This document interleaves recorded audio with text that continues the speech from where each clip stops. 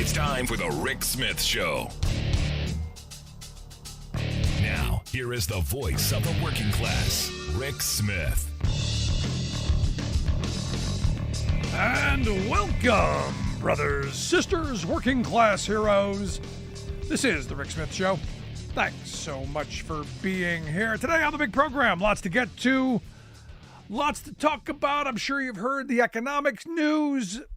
Economy grew faster than expected in the last quarter. The economy's good. Things are moving in the right direction, as we've been saying. You know, it's good when you start reshoring some manufacturing, when you start investing in your infrastructure, when workers start making better wages, hours, conditions. Things are getting better for people. In fact, they tend to like it, which is why the numbers on the economy rising. People a little bit more upbeat. In fact, 28% in the last poll, the last Pew poll said economic conditions were excellent or good. That's a 9% increase from April. And understand, it's only going to continue to get better.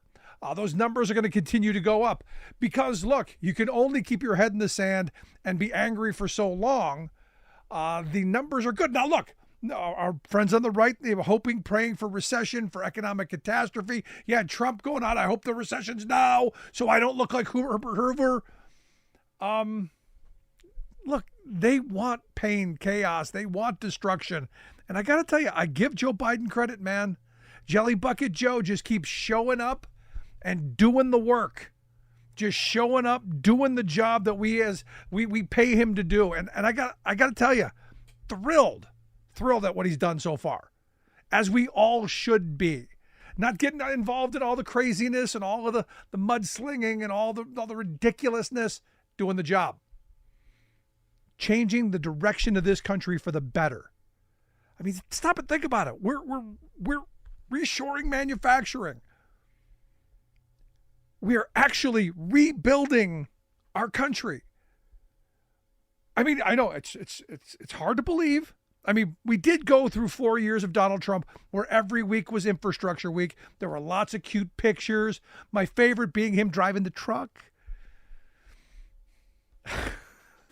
with the little hard hat on.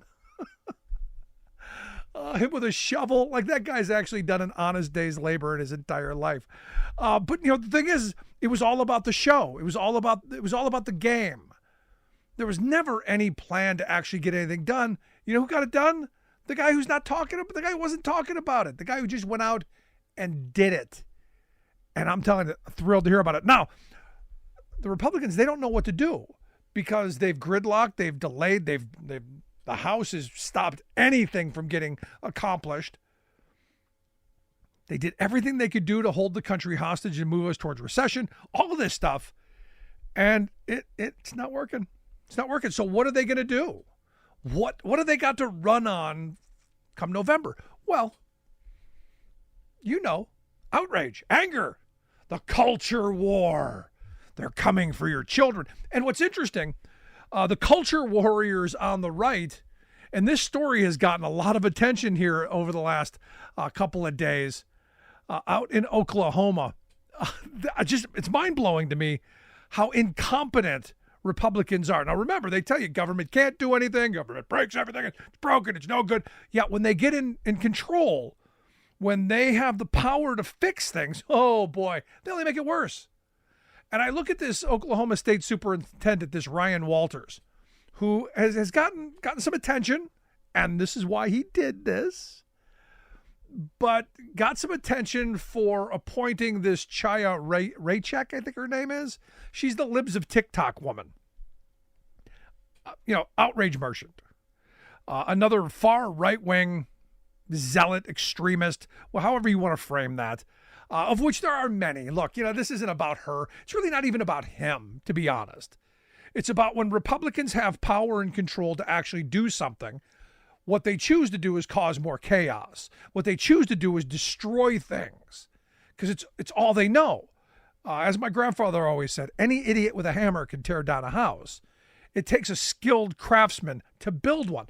And I look at where we are as a country. Donald Trump spent 4 years in the White House, and we destroyed a lot of stuff. Republicans control a lot of the states in this country. And gee, it's amazing how they're at the bottom of a lot of things, how they're tearing apart at the fabric of this nation because they don't know how to build. They know how to destroy. They've done a great job of it. And this story in Oklahoma is part of this. Now, what this Ryan Walters, this superintendent, did is he took this libs of TikTok woman and put her on this library board. The state's Library Media Advisory Committee. They're supposed to be the ones who are checking out the books, making sure there's no pornography or anything bad in there for kids. That's their stated goal, and it's supposed to be parents, and it's supposed to be librarians, and it's supposed to be people who I don't know have some interest in Oklahoma schools. But I got to tell you, nobody's been able to show me where this TikTok woman has any skill, any credential, or lives in the state for that matter. Still trying to figure out why Oklahoma's superintendent chose this. I do know why. It's about the chaos. Because ultimately, what this is really all about is it's causing enough chaos, enough outrage to destroy public education, to privatize, to profitize, to indoctrinate our kids into what they view. And it's one of those things my mother always said, if someone's pointing their finger at you, they got three pointing back at them. So if they're accusing you of something, yeah, that's what they're doing. So this idea that, the left, they're trying to indoctrinate our children. Have you heard their rhetoric? Have you heard the homeschool crowd? The homeschool crowd, their curriculum? Have you heard what they want? And again, I'll reiterate, I believe that homeschooling is child abuse and should be banned. Let that sink in. Because here's the thing. Once we lose access to public education, once we lose access to a guaranteed public education, the working class of this country is screwed. Your children are left behind. And look, they want cheap labor. They want easily exploitable labor. And this is how they're going to get it. The billionaire class understands this, which is why I'm not going after the libs of TikTok woman or even the guy who's the superintendent, because they're just tools. They're pieces on the chessboard being moved around by the very wealthy to ensure that the very wealthy get whatever they want. And what they want is more power, more dominance, more control. These people, these characters, they're irrelevant. But the game of destroying public education, taking away from our children that one shot to get an education, to be able to better themselves, to get exposed to new things, got to tell you, it's dangerous, dangerous stuff. But I want to hear your thoughts. Email me, rick@thericksmithshow.com. When we come back, American Federation of Teachers President Randi Weingarten going to be here to share some thoughts. Maybe I'll ask her about this TikTok woman and see if she's got any thoughts on this. I'm sure she does. Quick break. Right back. Stick around.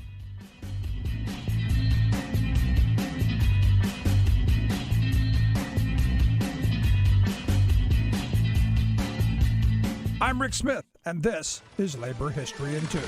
On this day in labor history, the year was 1907. That was the day that President Theodore Roosevelt signed into law an effort to get corporate money out of national politics. The law was called the Tillman Act. The act was named after its chief sponsor, Senator Benjamin Tillman of South Carolina. President Roosevelt had fallen under public criticism for taking corporate money in his 1904 run for office. After he won the race, he included the issue in his address to Congress. Teddy said, "All contributions by corporations to any political committee for any political purpose should be forbidden by law." The resulting Tillman Act covered national banks and corporations, but the act had no real enforcement provisions. Since the passage of the Tillman Act, Congress has moved to further regulate campaign financing more than 10 times. Labor union contributions were regulated for the first time during World War II. During the war, unions were strictly prohibited from direct political donations. During the 1944 election, for the first time, the CIO, the Congress of Industrial Organizations, Corporations set up a political action committee. The PAC was to support pro-labor candidates and legislation. 3 years later, however, limits on union political spending were beefed up even further by the Taft-Hartley Act.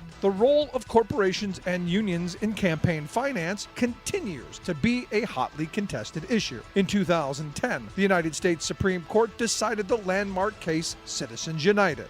Their decision ruled that money equals speech. Corporations and unions can spend as much as they want on elections as long as they don't coordinate directly with individual campaigns. This has led to a flood of money by very wealthy donors into super PACs. More than a century after the passage of the Tillman Act, we still have not solved the question of election financing.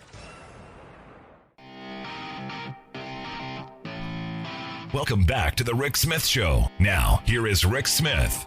So I gotta tell you, I'm still this thing in Oklahoma is still banging around in my head. How you take this Libs of TikTok person and name them to any advisory board is beyond me, given the fact no qualifications, doesn't even live in the state. I mean, that's quite remarkable. Just amazing. But again, the war on education, especially public education, is marching on. And here to share some thoughts on just how bad it really is, I've asked our good friend Randi Weingarten to come talk with us. Randy's the president of the American Federation of Teachers, AFT. Randy, thanks for taking time for us. Thank you, Rick, as always. So what do you make of this? Thank you for getting into the weeds on all of these things.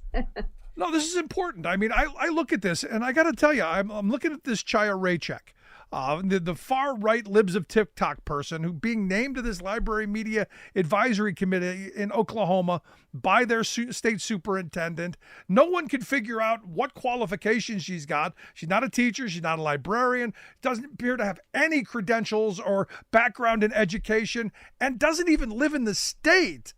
I'm lost. Any thoughts? Well, look, and the moment I have any thoughts about this, I will be front and center slurred by both Moms for Liberty and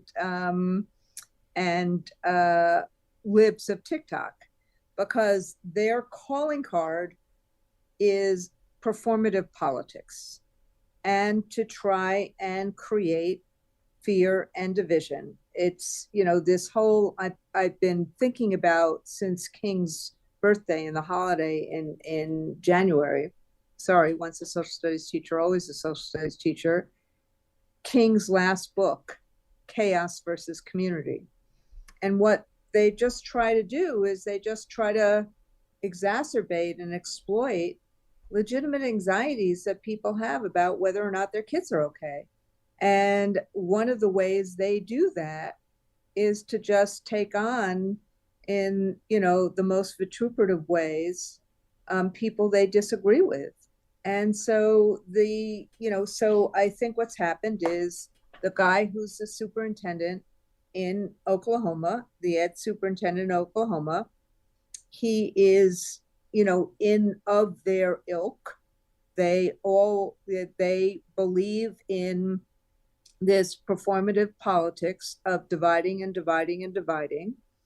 And so, it was putting a fellow traveler on his library board. It has nothing to do with whether somebody, knows books or the pedagogical value of books. It was all about, having their fellow travelers with them. I mean, that's what it was. And it's interesting to see the bipartisan pushback on it. I mean, I really believe that parents should actually have the right to decide what kids read. And there's a whole process by which, schools assign books in classrooms or can assign books in classrooms.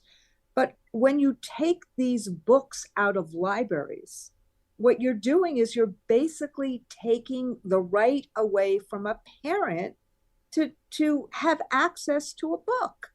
And that's what you're doing when you're taking it out of a library. So you're doing the exact opposite of parent rights. But excuse me for hewing to the facts here. Yeah.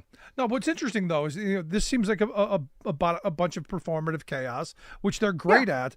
But I look at this state superintendent, this Ryan Walters, and there's some allegations of some shady dealing with his nonprofit, this Every Kid Counts Oklahoma. Some interesting information that he serves as its executive director.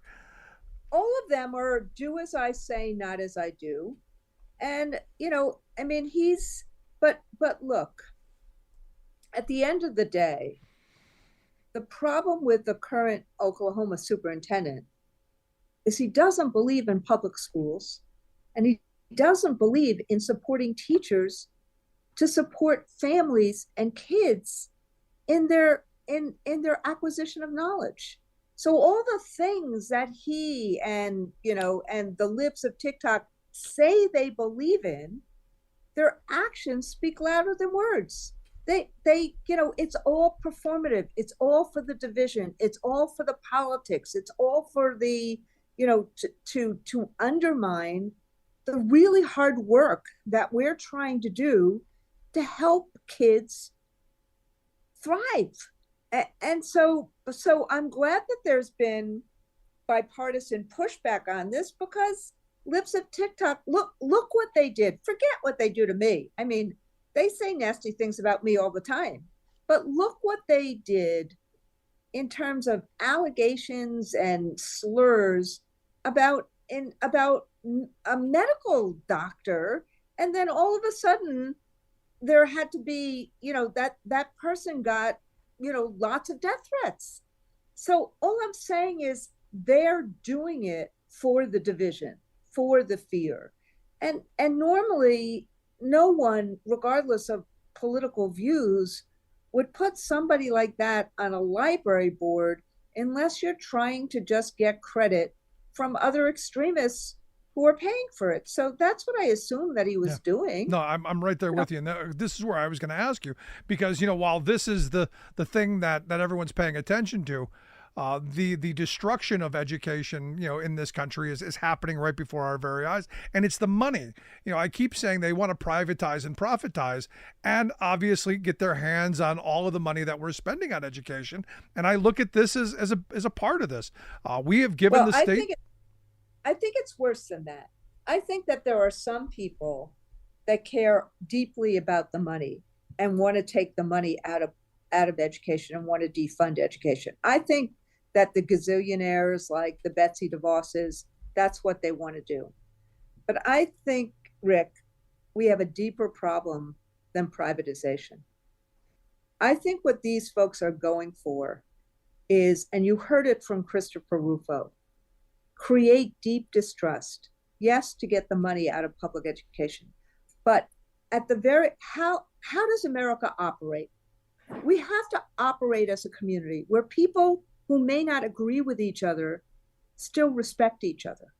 And what they're trying to do is create deep division and deep chaos, and a sense that the world is so bad and so horrible that Trump alone can fix it, that he's going to need extraordinary power, dictator on day one, to be able to fix it. So it's deeper than this. They're trying to create deep distrust of the institutions that parents and families rely on, like education, like teachers. Try to create deep, deep, deep distrust. Try to create distrust between and amongst people. So what happens to America? And so I think it's broader than just they want to take the money from public education and not have public education. And that is what's alarming. That's why I think you see bipartisan pushback to the head of the lips of TikTok, whose tweets are vituperative, who's incited violence. And that's why you saw bipartisan pushback on it, because, people say, wait a second, this is not America. We're talking about extremist values versus American values.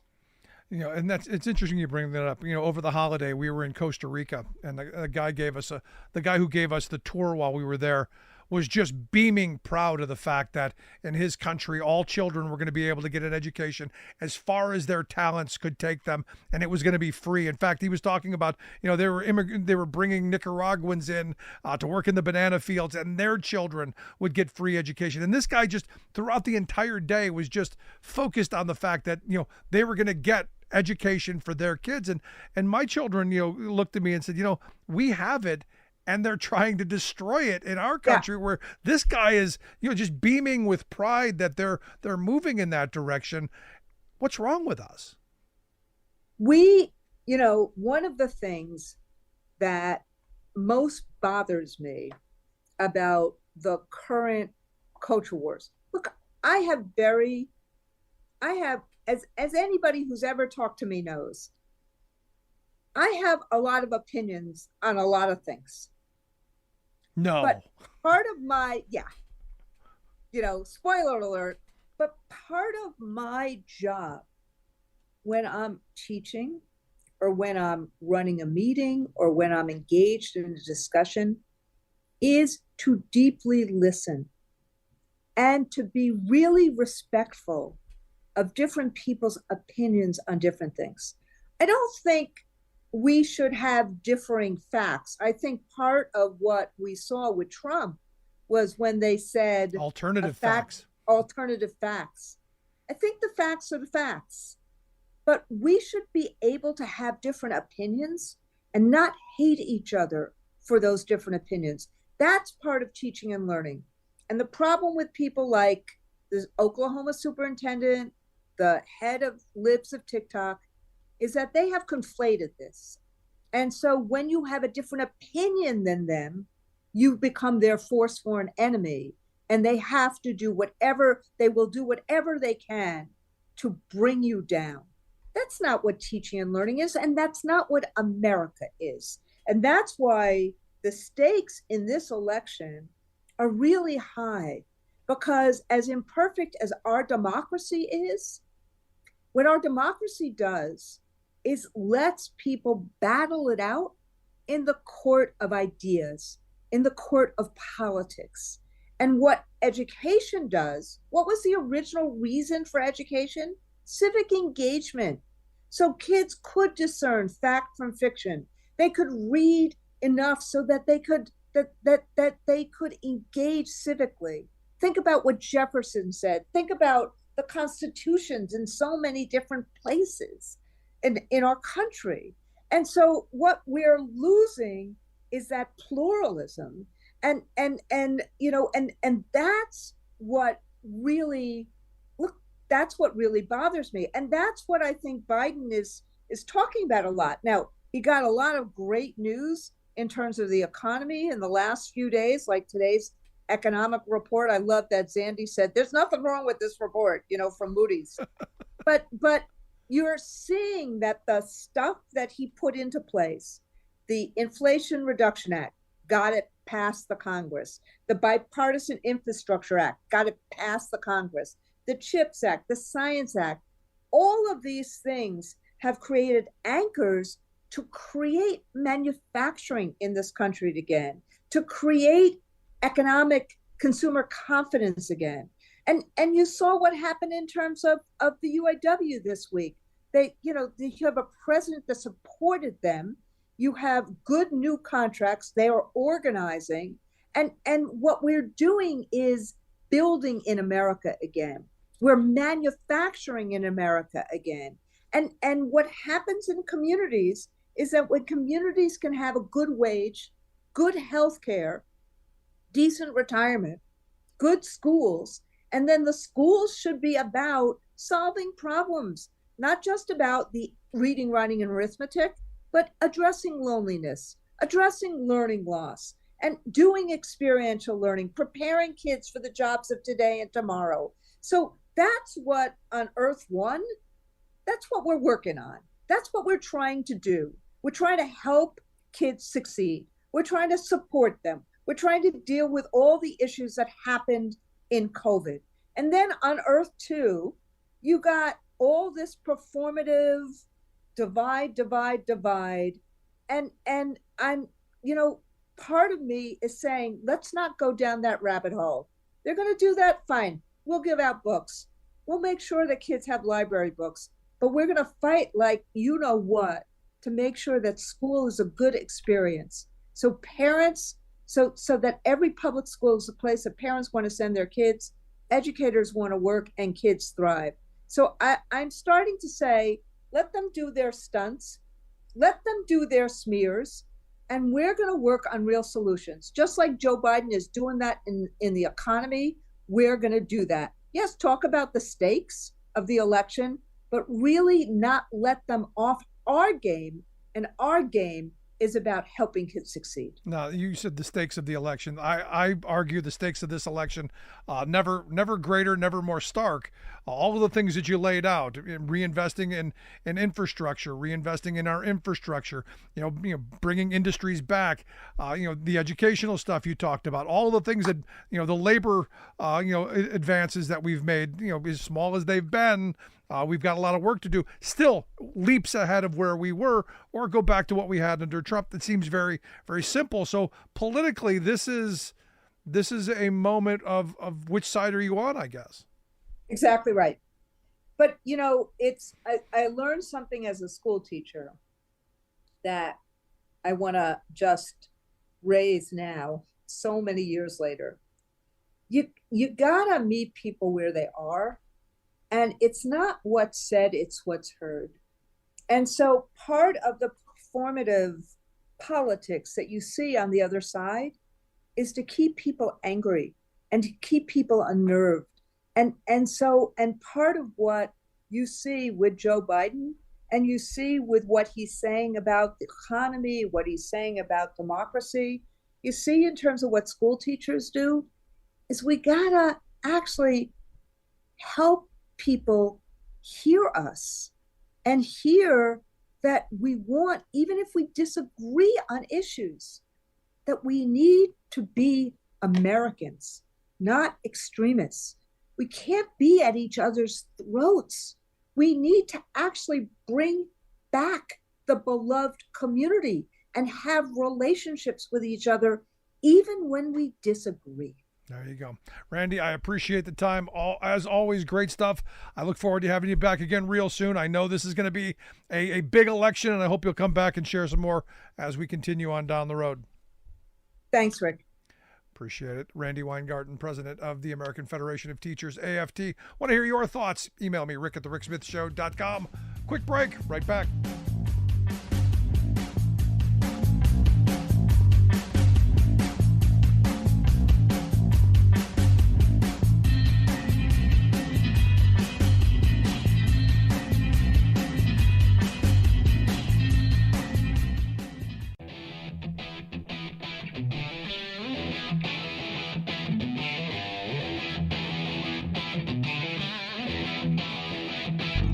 Welcome back to the Rick Smith Show. Now, here is Rick Smith. I got to tell you, one of the things I love about Fridays is what a crazy week it's been. Some really bizarre stories. We had the big primary, which weird. Lots of weirdness out of that. My favorite story of the week was Trump attempting to describe missile defense systems. It's all about muscle here and not here, and bing bang ding dong. What, I have no idea what he was talking about, but it was fun to watch. And remember, he's the very best. He's the quickest. He's the sharpest. Here to share some thoughts on maybe what he actually is. I've asked our good friend Sarah Burris to come share some thoughts. Sarah's a reporter over at Raw Story, rawstory.com, the website, if you want to take a look at the fabulous work she does there. Sarah, thanks for taking time for us. He's a very stable genius, Rick. Stable genius. I forgot all about stable genius. He has all the best words. Remember that one? Yeah, all the best words. Bing bang ding dong whoosh. Ding ding ding whoosh boom. Which is really consistent with his bing bing bing bong, which was something he said a couple of years ago. No, it was during I think 2016. It was when he did the bing bing bong bong. I don't remember what it was that he was talking about. But there was an excellent video that Vice put together where they listed out, I think, 15 different things that the word bing, bing, bing could mean in Trump speak. So, and that was from before the election. Yeah. No, I mean, in 16. So again, the more you look at him, I know the thing my mother always said, if you're pointing your finger at somebody, you got three pointing back at you. This cognitive decline that they're pointing at Joe Biden with, have they looked at Trump recently? I mean, the guy's not all there. I mean, sadly, guy's not all there.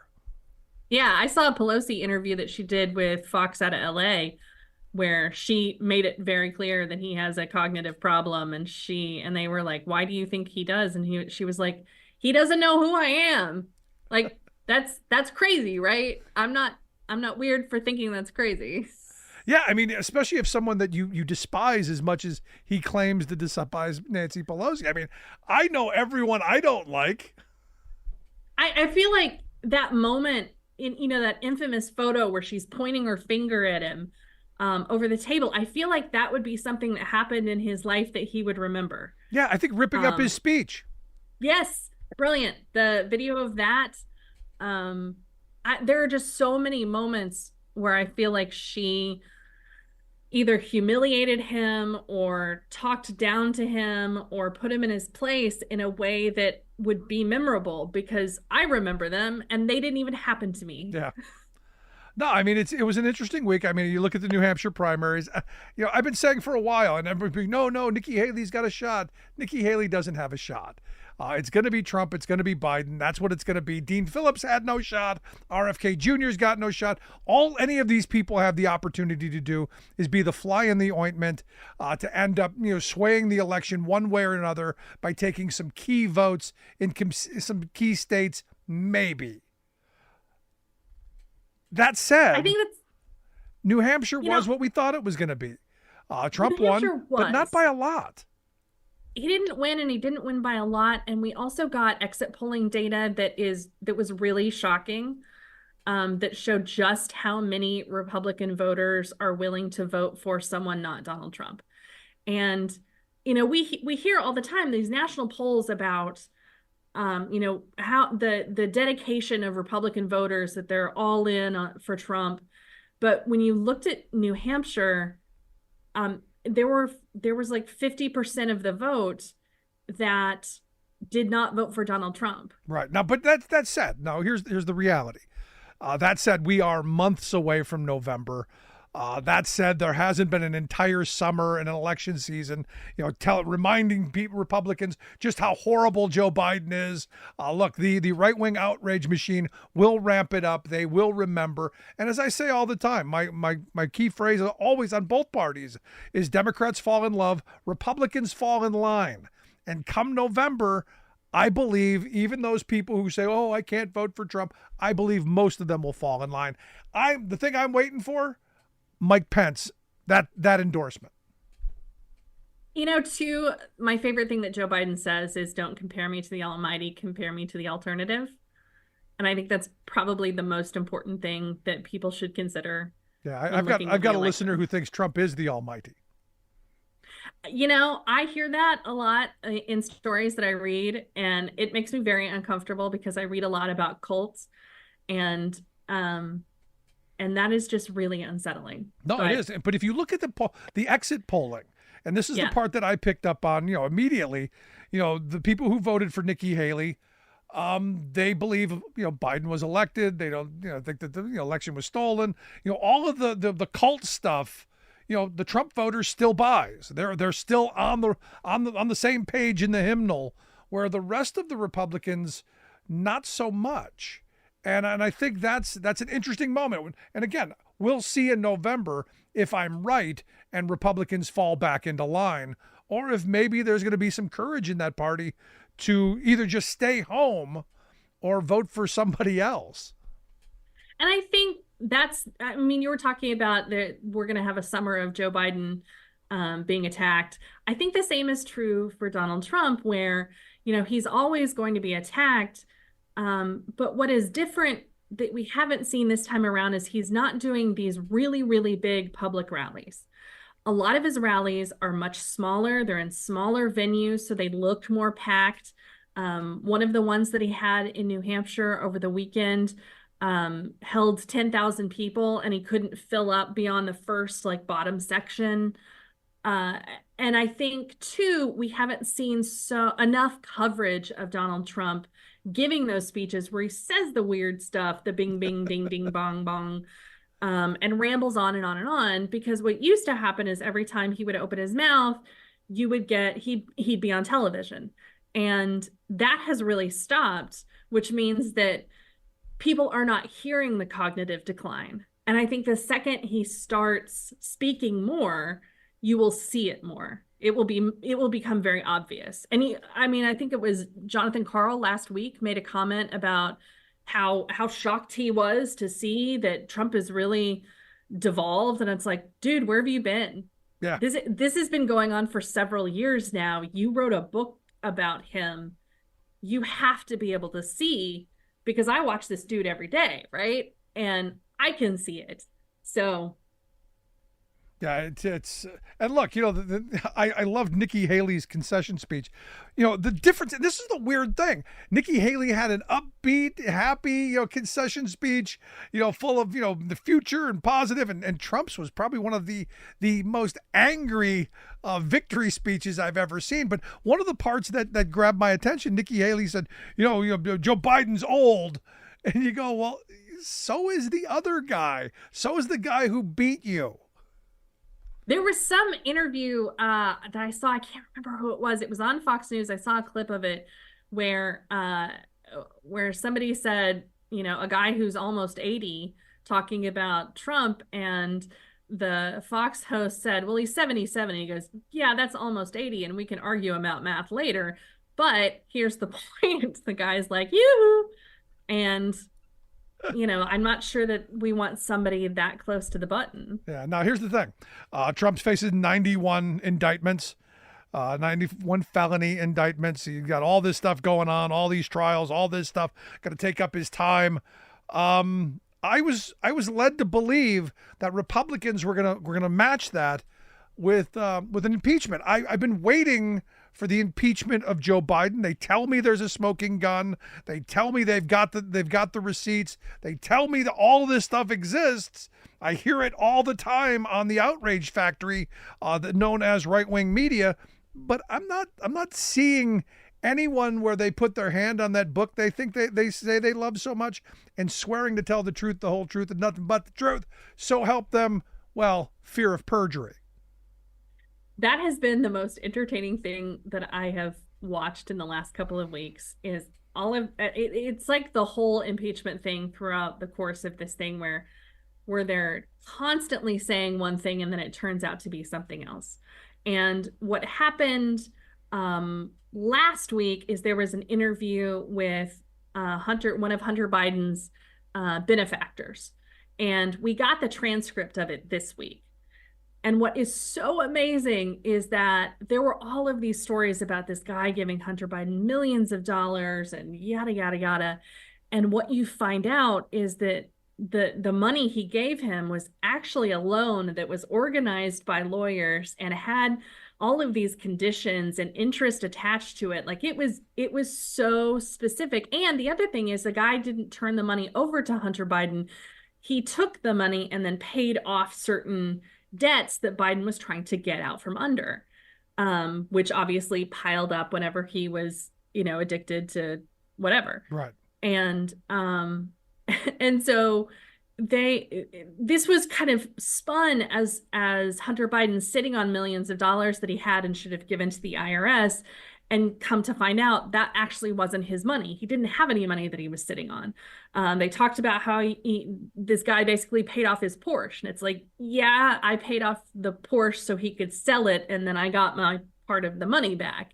He was trying to get out from under the cost of the Porsche. Yeah, they paid it off so they didn't repossess it. And it's so startling because everything that they have jumped to and tried to attack Joe Biden with, again, it's like over and over, it's about Hunter Biden and there's no connection. And I mean, the thing that I just keep saying is, yeah, Hunter Biden's not going to get any votes this election. Yeah, but there is a connection. They both have the Biden name. They need some kind of a scandal so that they can, lather up the base and get them all. And this false equivalency. Yes, what we're seeing Hunter Biden doing, and the fact that we can't connect it to Joe, that is completely equal to trying to overthrow the U.S. government in a coup attempt, and all of the other things that he tried to do during the 2020 election. It's the same. That's the goal, I think, is to try and make it look like, oh, Biden is doing as many illegal things as Trump is. And I just don't, I think people, I mean, I know we attack voters all the time as being idiots. I really do think that the American people are not that stupid. They can see the difference between somebody stealing national secrets and taking them back to Mar-a-Lago and refusing to give them back, and Hunter Biden's friend giving him a loan that, helps him pay off his debt and has all of this interest attached to it. Yeah, I can tell you, I thought they had the receipts. I listened to James Comer, and he said he had it all. They all go down the list. They all said they had the smoking gun, and it's just. I was really looking forward to an impeachment over the summer. I had my whole summer planned around impeachment. It was going to be good content. Nothing. I mean, they still might try. I don't know how they're going to get there, but they don't got it yet. No, that's for sure. It's not there. Speaking of cognitive decline, have you been following the story with former NRA President Wayne LaPierre? I've been really dedicated to the financial piece of this because it's so fascinating to see what all of the perks that he and his family got that basically were being funded by donors. I know that there are more details to this story, but that piece of it just blows me away. Like, man, what a cush gig. Surprise. Rich people figuring out how to line their pocket with poor people money. Yep. I'm shocked. I am literally shocked.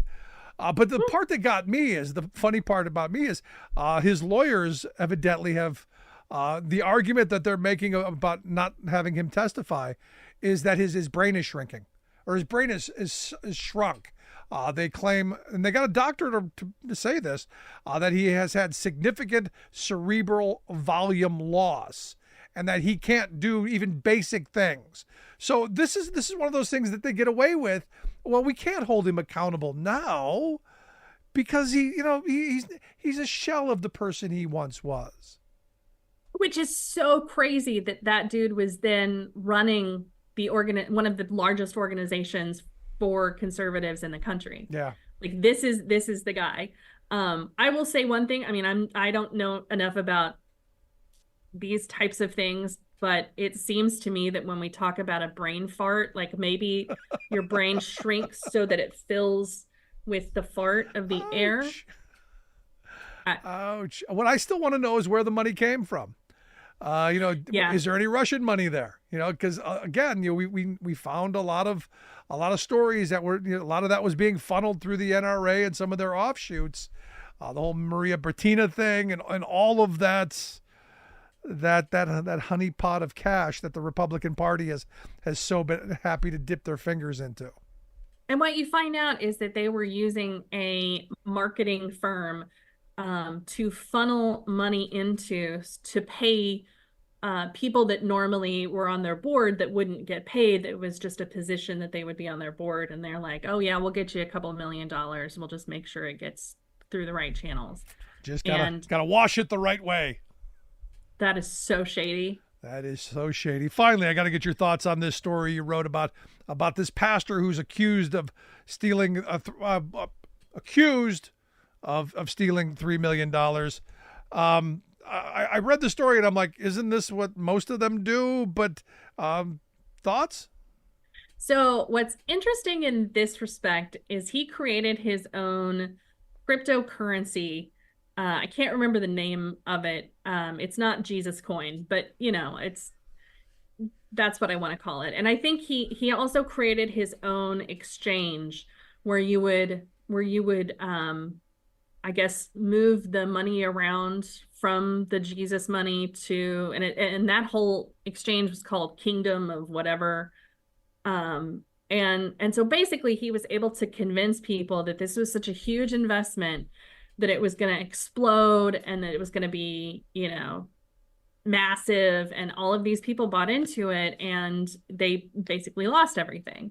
And even now the dude is still telling people, well, it still could take off. It still could take off. But his excuse basically is, well, maybe, his claim was that I got this message from God to start this thing. And now he's like, well, maybe I got the message wrong. Maybe I got the message wrong. But isn't that what, I mean, the reason I say this is, I remember as a kid watching, Jimmy Swaggart and, those charlatans that are on Sunday mornings, on the channels.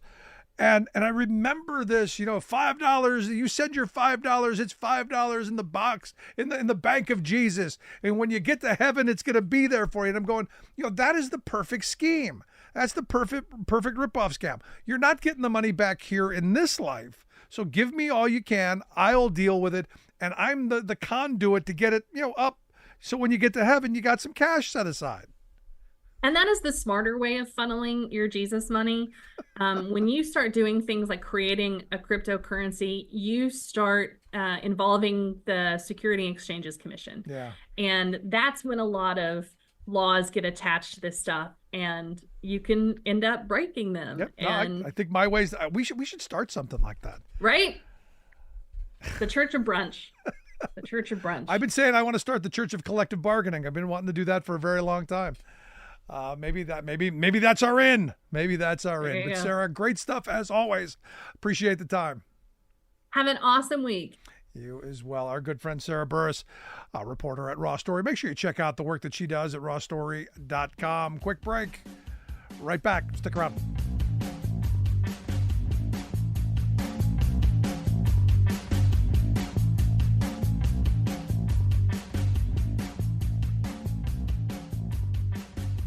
We are AFGE, the American Federation of Government Employees. We represent 700,000 federal and D.C. government workers who are the vital threads of the fabric of American life. We support our nation's military. We take care of our nation's veterans. We protect our nation's borders. We respond to our nation's crises and natural disasters. We provide services to our nation's seniors. The American Federation of Government Employees. We work for America.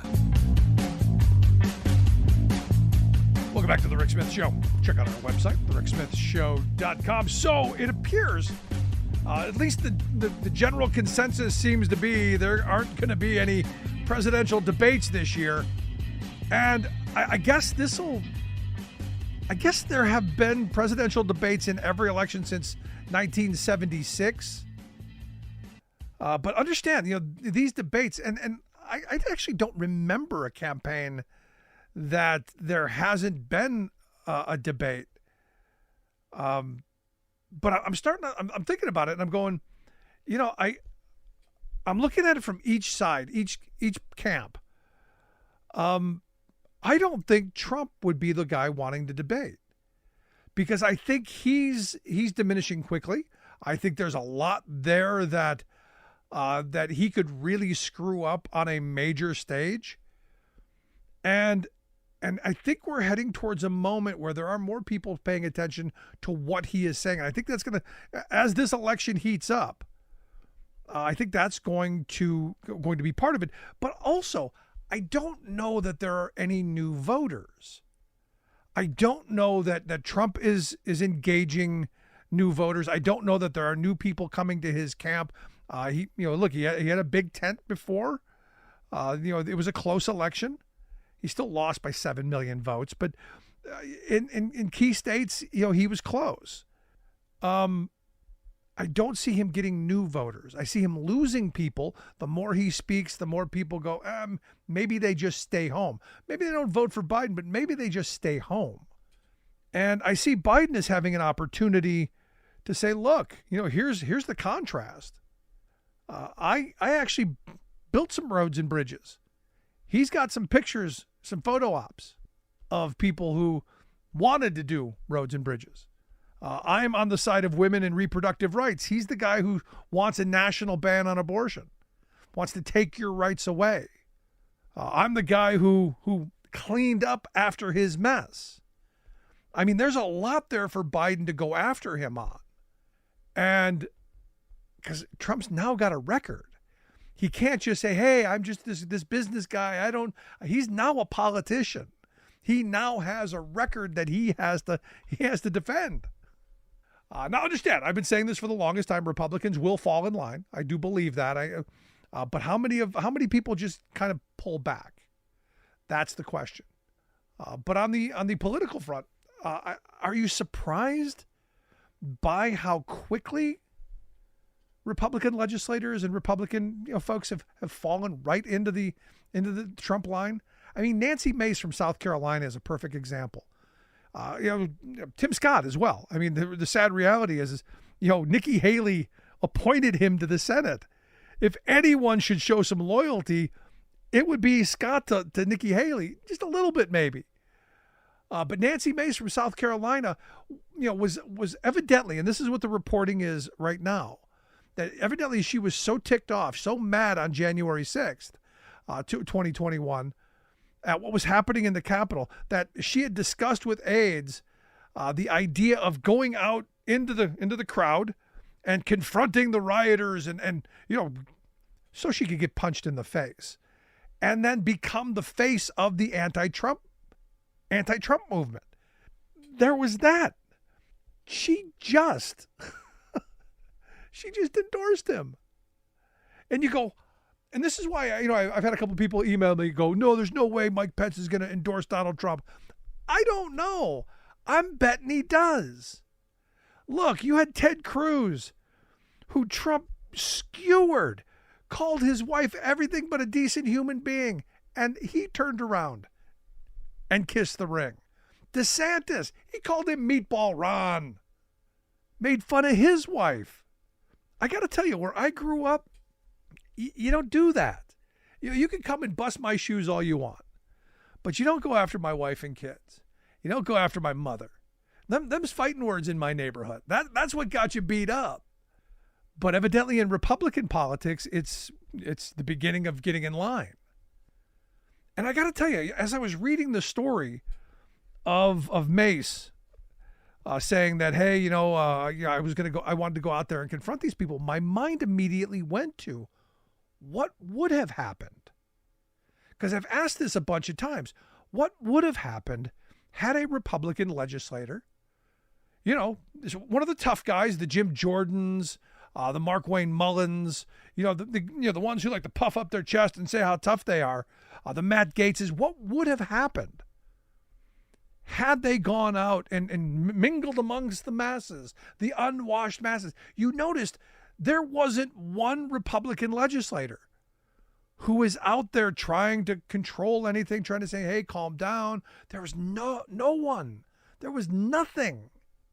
Now remember, these are the tough guys.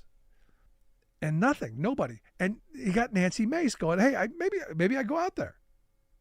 And I have to tell you though, from an opportunism point of view, the fact that was her first thought, I'm going to go out there and I'm going to be the face of the Never Trumpers and all the attention that I'll get, did not surprise me, not even a little bit. And there's a part of me that was shocked nobody did that on that day. It was an opportunity to go out there with your Facebook Live and interview some of the people. Hi, I'm a legislator from Dubuque. Why are you here?